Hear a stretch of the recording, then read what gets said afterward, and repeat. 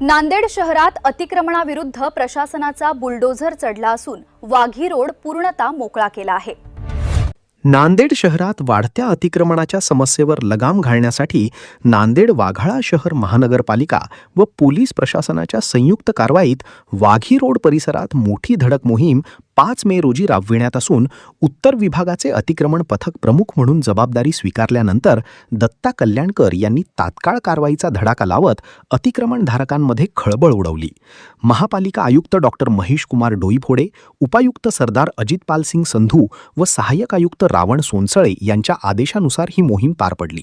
जेसीबीच्या सहाय्याने रस्ते व पदपथांवरील अनधिकृत स्टॉल, फेरीवाले व वाहतुकीस अडथळा ठरणारे साहित्य हटविण्यात आले। या कारवाईमुळे वाघी रोडवरील वाहतूक कोंडी कमी होऊन नागरिकांना मोठा दिलासा मिळाला। वाहतूक शाखा वाजिराबाद व वजिराबाद पोलीस ठाण्याच्या पथकाने कडक बंदोबस्त ठेवत मोहीम शांततेत पूर्ण केली।